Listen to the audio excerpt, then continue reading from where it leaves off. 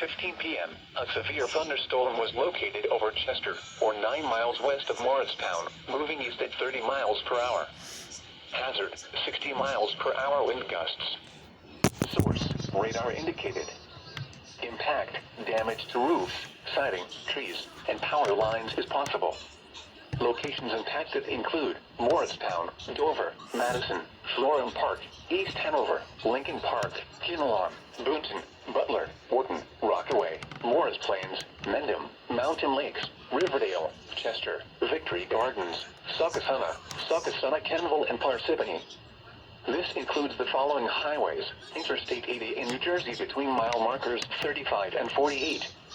Interstate 287 in New Jersey between mile markers 33 and 54. For your interior room on the lowest floor of a building. In addition to damaging winds, cloud-to-ground lightning is occurring with this storm. Move indoors immediately. Remember, if you can hear thunder, you are close enough to be struck by lightning.